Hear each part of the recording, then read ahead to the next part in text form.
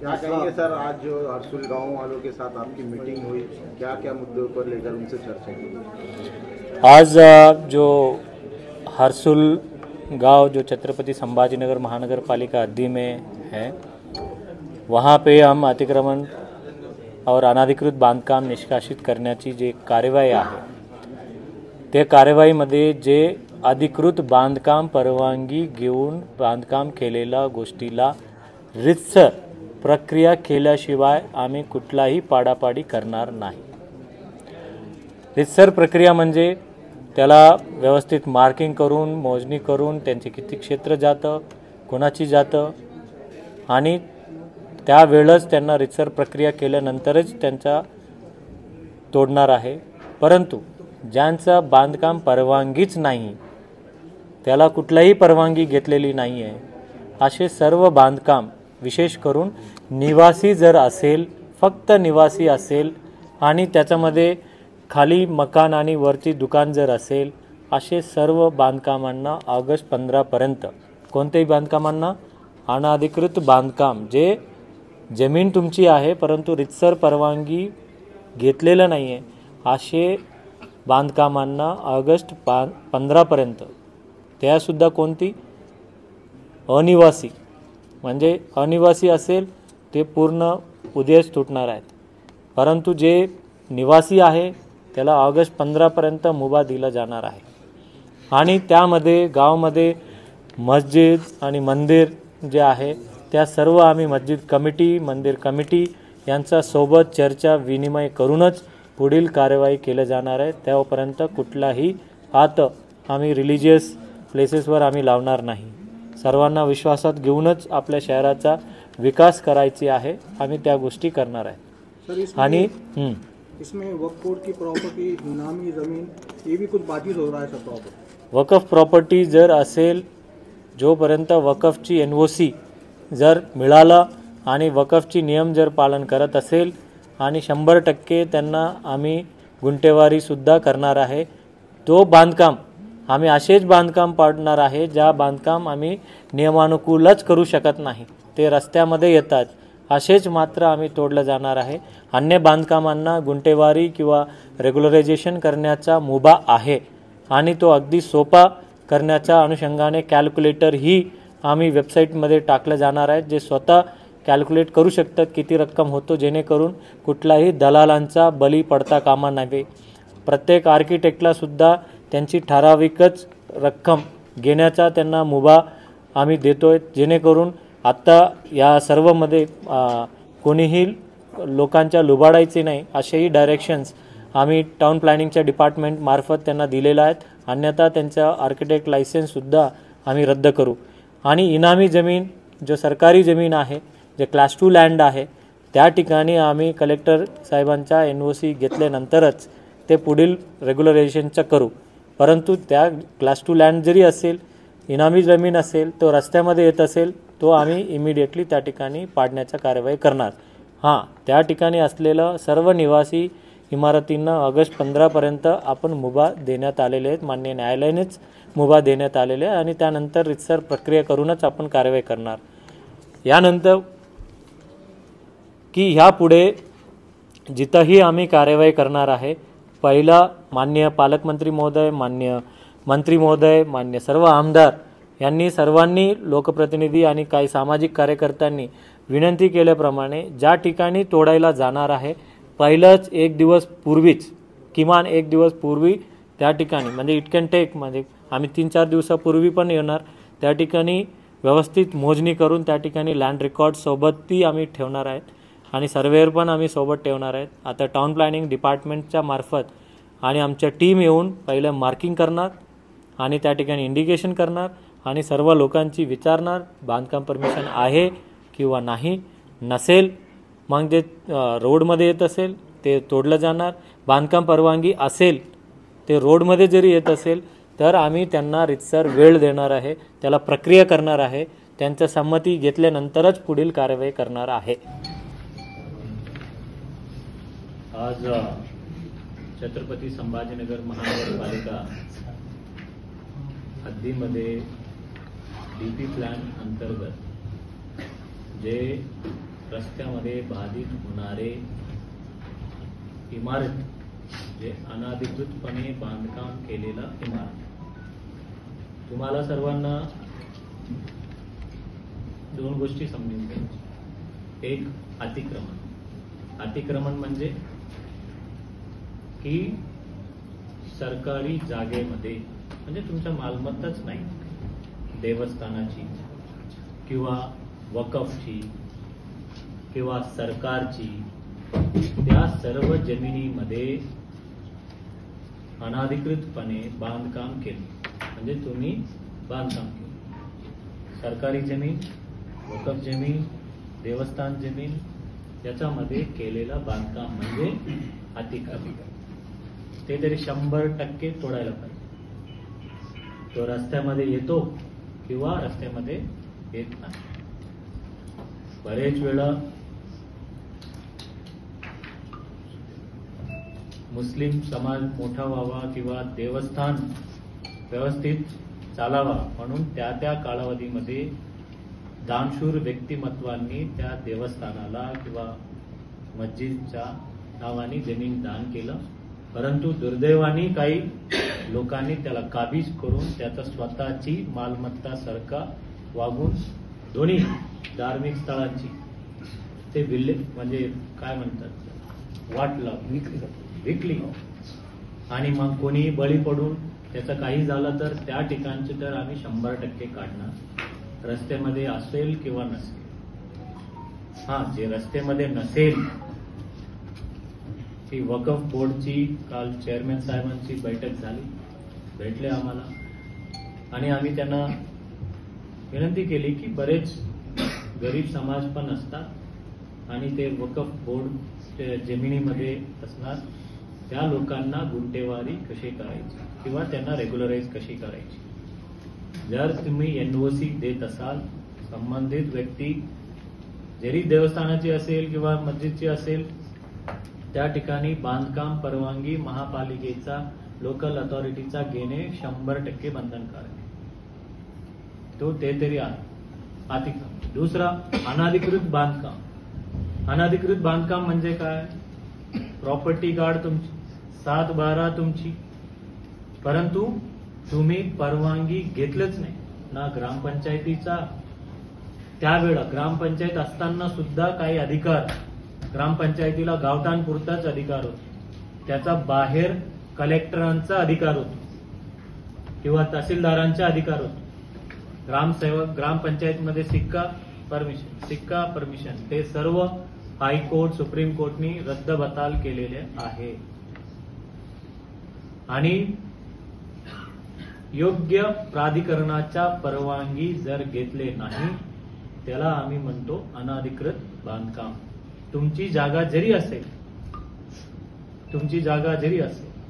तो अतिक्रमण आणि आता अनाधिकृत बांधकाम या दोन्ही निष्कासित करण्याचा मोहीम आम्ही चालवली. आणि अनाधिकृत बांधकाम अतिक्रमण आम्ही कुठेपर्यंत काढतो आजही की जिथं आम्ही रेग्युलराईज करूच शकत नाही म्हणजे नियमानुकूल करूच शकत नाही अशा सर्व एरियामध्ये आम्ही ते तोडकाम करणार. हा, कोणते तोडलं जाणार नाही? ज्या रिसर प्राधिकरणाच्या परवानगी घेतलेला बांधकामे जरी तो रस्त्यामध्ये येत असेल तो आम्ही रिसर प्रोसिजर केल्याशिवाय तोडत नाही. मस्जिद, कब्रस्तान, मंदिर त्या सर्व समितीसोबत आम्ही इंडिव्हिज्युअली बसणार. इंडिव्हिज्युअली बसून त्यांनी ते तुमची गाव आहे जे कित्येक तुम्ही युनुसभाई सांगितले कित्येक वर्षापूर्वी या गोष्टी व्हायला पाहिजे.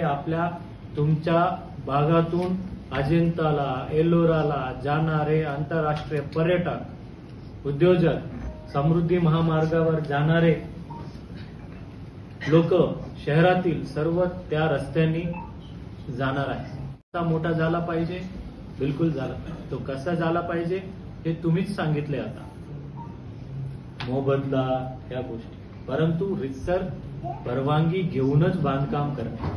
बरेच वेळा मस्जिद मंदिर यांचा त्याला वापर करून त्या अवतीभोवती लोग अनाधिकृत, हाँ जब मंदिर नहीं गिरेगा, मस्जिद ही नहीं गिरेगा, हम कोई गिराने वाले नहीं है, हम बनाने वाले हैं।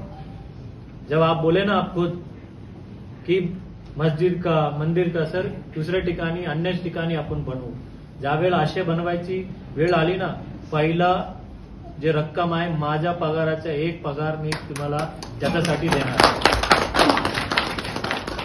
ते विषय वेगळं। आज ते रस्ता मोठा झाला पाहिजे, ते मोठा झाला पाहिजे, तो कसा, ज्या परवानगी घेऊन बांधकाम केलेल्या लोकांची आणि ज्या ठिकाणी रहिवासी घर आहे त्याला आम्ही आज अजिबात काही पाडत नाही, परवानगी आहे अजिबात पाडत नाही। परवानगी घेतलं तर त्याला रितसर प्रक्रिया करूनच पुढील कार्यवाही करणार। जर परवानगी घेतली नाही घराची जरी असेल तो ऑगस्ट 15 नंतर कार्यवाही करा असे शासनाने माननीय न्यायालयाने सूचना दिलेल्या आहे। जे परवानगी घेतलेले आहे त्या लोकांची काहीच चिंता नाही, जे घर आहेत त्याला ऑगस्ट 15 पर्यंत काही चिंता नाही, ते काही आम्ही उद्याच बाहेर व्हा, नाही कोण सांगितलं तुम्हाला? तुम्ही म्हटलं आमच्या गाडी आला, आमच्या गाडीमध्ये काय अनाउन्समेंट होतं रेकॉर्ड करून दाखवा, सर्व घर खाली करा, असं कोणीही आमच्या अधिकारी बोलत नसतं। असतील तर सांगा, लगेच ऑनलाईन व्हिडिओ शूटिंग मध्ये सस्पेंड करतो, आम्ही करत नाही हो। हा मॉब मध्ये तुम्हाला बोलायचं, मी बोलण्याची संधी दिली, तुम्ही बोलले, कोणी असे बोलले का की सर्व खाली करा? रितसर परवानगी घेतलेला बांधकामांना ते मुभा आहे, रितसर बांधकाम परवानगीच घेतली नाही, त्याला तरी तोडकाम व्हायला पाहिजे। तुम्ही म्हणता पैसे दिल्याशिवाय, हे म्हणतात मस्जिदच्या कब्रस्तानच्या पैसे दिल्याशिवाय मी काय पैसे उगून आणायचं? त्या ठिकाणी परवानगी घेतलीच नाहीये, त्याला जर मी गुंठेवारीमध्ये नियमानुकूल केलं, मला त्या ठिकाणीहून पैसे मिळतात, त्या पैसे रितसर ज्यांची जागा आहे, त्यांचे प्रॉपर्टी कार्ड आहे, त्यांचा 7/12 आहे, त्यांना पैसे हवे असेल तर त्यांना पैसे देऊ, आम्ही पैसे देऊ त्यांना, परंतु कुठून द्यायचं? आज 33 वर्षापासून रखडले होते, माननीय मुख्यमंत्री, माननीय उपमुख्यमंत्री यांचा पुढाकाराने या शहराचा विकास आराखडा, 33 वर्षापासून थांबलेला विकास आराखडा आत्ता अंमलबजावणी करतो आपण। कित्येक वारसूलमध्ये अनाधिकृत बांधकाम आहे, ते आम्ही सर्व पाडतोय। गल्ली गुल्लीमध्ये किती आहेत अनाधिकृत बांधकाम, की आम्ही पाडू राहिलो, आम्ही त्या सर्वांचे गुंठेवारी करून त्याला नियमानुकूल आम्ही करायचं। ज्यांची ओपन प्लॉट आहे, त्यांची वेगळं रेट, आणि ज्यांनी बांधकाम केलेलं आहे जो गोरगरीब त्याला आम्ही 25% सूट दिलं, 100% बेटरमेंट चार्जेस माफ केलं। का माफ केलं? कारण तो घर करून राहतो म्हणून, आणि तिथून आलेले पैसे आम्ही काय कुठे दुसऱ्याकडे टाकणार? पहिला त्यांची जे रितसर त्यांची प्रॉपर्टी आहे, कित्येक पिढ्यानपिढी, जसा सिंग साहेबांनी सांगितलं 100 वर्षापूर्वीपासून राहतात, त्यांचं जर तुम्हाला पैसे हवे असेल तर पैसे घ्या, आम्ही काय हरकत नाही आमचं, तुम्हाला आम्ही हिसकावून जोर जबरदस्तीने पाडणारा महापालिका नाहीये, सर्वांना विश्वासात घेऊन पाडणाऱ्या महापालिका आहे। आणि आतापर्यंत 5200 इमारती पाडल्या, टेम्पररी, परमनंट, एकाच्याहीकडे परवानगी नाहीये। मग एवढा पैसे आला असतं तर मी महापालिकेचे काहीतरी विकास केला असता आम्ही। यापूर्वी कसे इकडे पाडायला गेलं, इकडे जा पहिले, त्या एरियामध्ये जा, त्या एरियात गेलं तर या एरियामध्ये जा, मुकुंदवाडीत गेलं तर किराडपुरात जा, अर्सुलमध्ये जा, अर्सुलमध्ये गेलं तर पडेगावला जा, इकडे फिरून महापालिकेचा काही कारवाई करू देत नाही। आता आम्ही कारवाई सुरू केला, आम्ही थांबणार नाही, आम्ही जे चुकीचं आहे त्याला आम्ही तोडणार आहे। परंतु ज्यांची योग्य आहे, त्यांचं घर आहे, त्यांचा निवासी राहतात, तुमच्या प्रॉपर्टी कार्ड आहे, त्या ठिकाणी आम्ही तोडणार नाही आहोत। रितसर प्रोसिजर करूनच माननीय न्यायालयाचा निर्णय प्रमाणेच आम्ही कार्यवाही करणार। आला की मस्जिदचा असेल, आम्ही काल मौलानाशी बोललो, त्या सर्वांना विनंती केली, सर दुसरीकडे काही प्रॉपर्टी असेल, वकफची प्रॉपर्टी असेल, आम्ही खाजी साहेबांना पण रिक्वेस्ट करणार, त्या ठिकाणी तुम्ही प्रॉपर्टी द्या। मंदिर असेल, हे तुमची गावकरी आहे, तुमची गावाची आस्थेचा विषय आहे, तुम्ही सांगा साहेब आपली सरकारी जागा इकडे आहेत, तुमच्या महापालिकेची जागा इकडे आहे, सर आपण इकडे बनवू. पहिला वीट लावायला आम्ही येणार, श्रमदान करायला आम्ही येणार, लागले तर माझ्या पगार द्यायला ते आम्ही येणार. परंतु आम्ही कोणताही आस्थेचा, श्रद्धेचा आम्ही या ठिकाणी, कारण बरेच काका काय करतात, शहराच्या विकासाच्या काही या आडाखाली काही लोक काहीच करू देत. आज तुम्ही जर तोडून त्या ठिकाणी राहिले ना, आणि त्या ठिकाणी माहिती आहे त्या ठिकाणी काही रजिस्ट्री होणार नाही, तुमची परमिशन भेटणार नाही उद्या तुम्हाला. त्यानंतरच 60 मीटर नंतरच तुम्हाला परवानगी भेटणार आहे.